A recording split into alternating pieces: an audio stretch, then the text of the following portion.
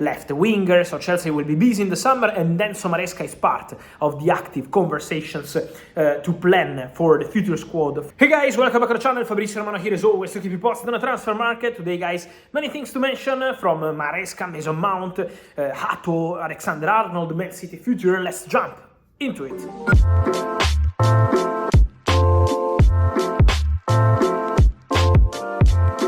And so guys, here we are back for all the latest on the transfer market, and today guys I wanted to start clarifying something on Enzo Maresca. I keep receiving some messages from Chelsea fans.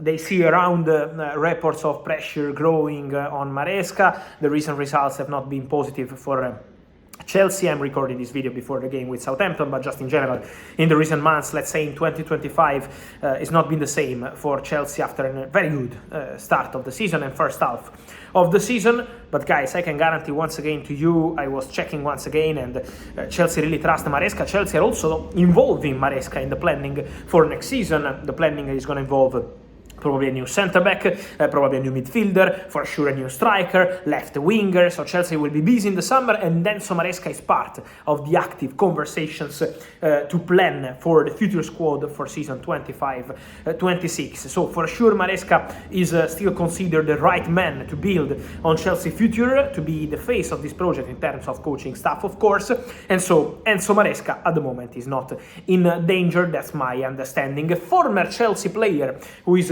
in the rumors now is Mason Mount.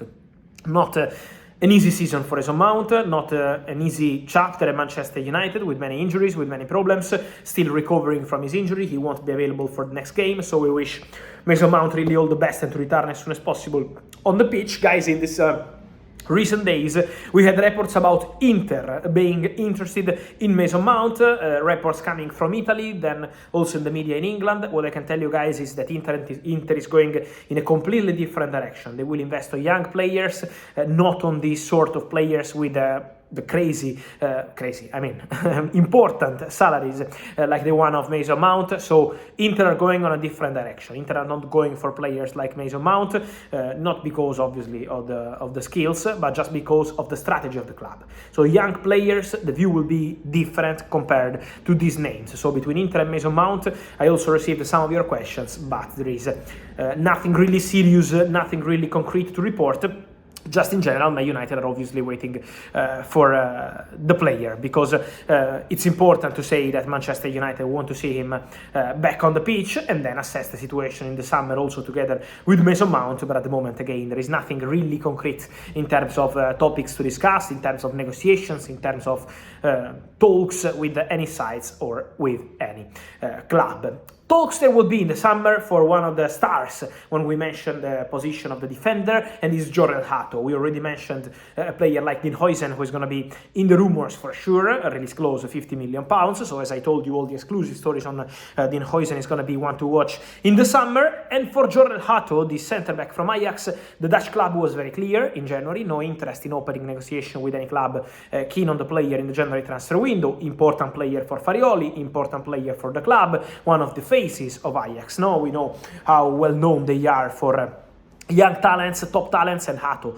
is obviously one of them. But in the summer, top clubs will arrive. Let's see what Liverpool decide to do, because we said that Liverpool are looking at an important centre-back. Liverpool will sign an important centre-back. Could be a talent, because I told you always that Liverpool love to invest on young players. This will be the view now with Arne Slot as a coach.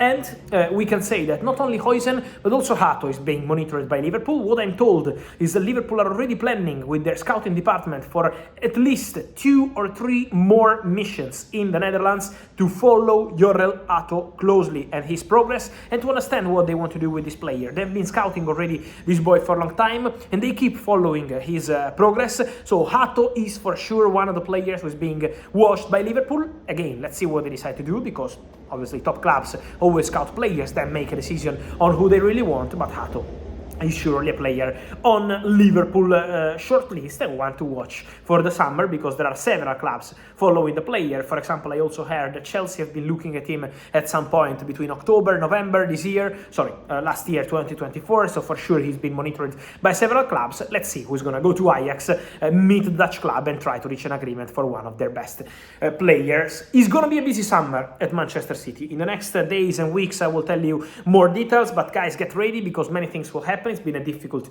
couple of days, weeks, season in general for Manchester City, especially with Real Madrid and Liverpool. We had a clear feeling of how complicated is the situation, and some players could really leave in the summer. We mentioned yesterday on Kevin De Bruyne. What I'm hearing is that also for Ederson there is a concrete possibility to go in the summer. He was close to Saudi last year, then the deal collapsed, but now Ederson remains one of the players who could leave the club in the summer transfer window. We have to see what happens with two more players in the midfield. Bernardo Silva, one more year on his contract, and also Mateus Nunes. These two players could be on their way out of Manchester City in case they receive good proposals.